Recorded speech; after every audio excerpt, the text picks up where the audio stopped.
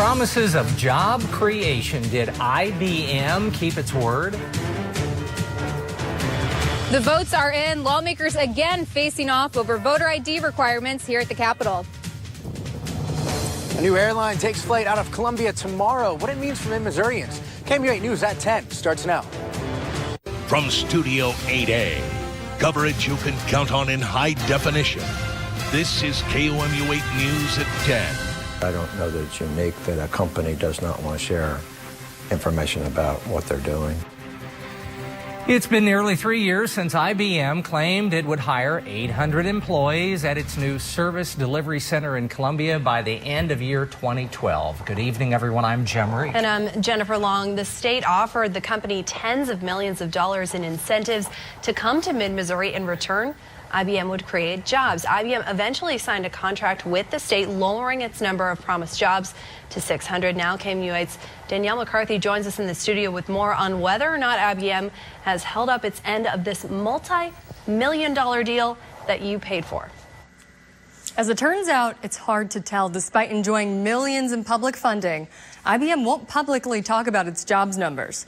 Local officials say IBM won't tell them its jobs numbers either, even after the city put up $3 million for the company's building. The one entity it does have to talk to is the State Department of Economic Development through an annual report on its hiring. This is what I found out after I got a hold of that report.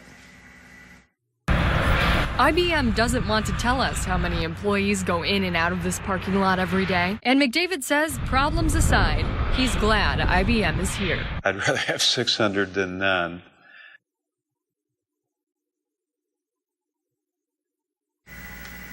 The state says we'll know how many jobs IBM created at the end of 2012 when it files its next annual report in June. Well, weather-wise, we enjoyed a beautiful day. We've got a full forecast coming up your way on KOMU 8 News at 10 in just a few minutes. All right. Thanks, Dave. Missouri lawmakers have given preliminary approval to an issue that has stoked controversy nationwide. Tonight, lawmakers squared off over the Republican-backed proposal requiring voters to present a photo ID before casting their ballots. KOMU 8's Elizabeth Hagedorn is there and joins us with the latest. Elizabeth? This marks the 7th year in a row that the voter ID issue has stirred controversy here at the Capitol. Now, each time the debate has bitterly divided lawmakers along party lines, with Republicans largely for the bill and Democrats against. The debate over voter ID requirements has made a return appearance in the Missouri House. This is the single most immoral act that I've ever seen happen in my time in the General Assembly. Now, I should note Governor Nixon vetoed similar legislation back in 2011. Tonight, neither the proposed constitutional amendment nor its partnered bill had enough votes to override a potential veto from the governor. Reporting live from the state capitol, Elizabeth Hagedorn, KOMU 8 News. Just after noon today, the last Delta Airlines flight departed the Columbia Regional Airport. From now on, there won't be any nonstop flights from Columbia to Atlanta, but that doesn't mean the terminal will be empty tonight. Crews are preparing for a new airline to take off tomorrow morning. That's where we find KOMU 8's Joe Chiodo with the details. Joe? Hey there, guys. Well, I know it's getting dark out here. I don't know if you can tell, but I am in front of the Columbia Regional Airport. Now, I was actually inside earlier today, and they spent the day getting rid of all the Delta signs and replacing them with the new airline, American.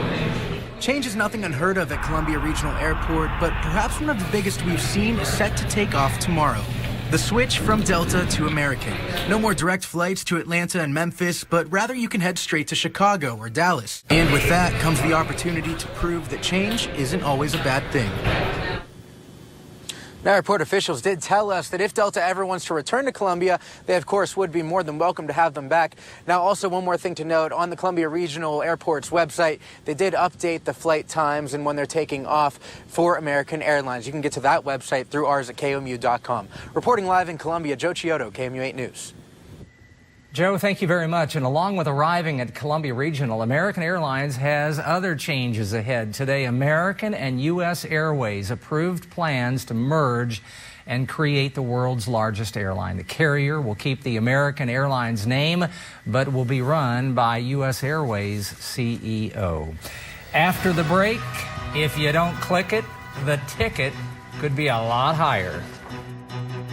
We will, be more mobile. Columbia's population is changing, and so is what they expect from the city. Welcome back. A committee coming up with a long-term plan for Columbia met tonight to talk about how the city is growing and will continue to grow in the future. KOMU 8's Alon Gilboa is in the studio to tell us more. Yeah, there's no question about it. The Columbia of 20 years ago is different from the Columbia of today. And looking forward to 2030, it will continue to change. We're looking for a simplified lifestyle, convenient, walkable, yet have access to all the things they want to participate in. After a series of public hearings in either April or May, the final document titled Imagine Columbia will be passed to City Council for final confirmation. And coming up, we're going to be talking about a much colder forecast, not tomorrow, but certainly by the first part of the weekend. That's next on KOMU 8 News at 10. Now, your live Doppler 8 First Alert weather with Chief Weathercaster Dave Schmidt. Good. Our next best chance of just getting some plain rain. And we could always use that, as you well know. Plain rain is good. Plain rain. Especially when we were 12 inches below normal last year. All right. Back in a moment.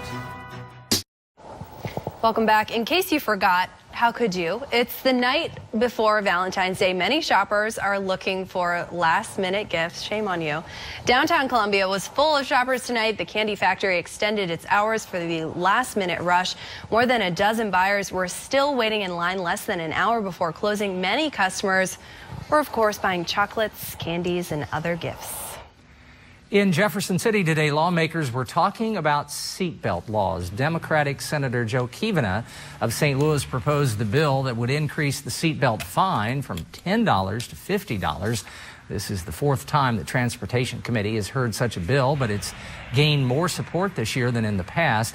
79% of Missouri drivers use seatbelts. That's 5% below the national average. Missouri's seatbelt law is a secondary law, meaning you can't be pulled over for the sole reason that you're not buckled up.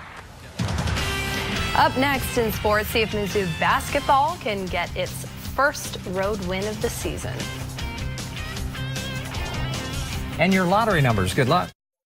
Now, from the Ford Sports Desk, KOMU 8 Sports with Chris Gervino. Hello, everyone. The Missouri. Coming up on KOMU 8 News today, an event to celebrate women around the world and protest gender violence. And for those of you without a special someone this Valentine's Day, details on a social to bring singles together. Dave? It'll be windy tomorrow, but still fairly warm. Better enjoy it, though, because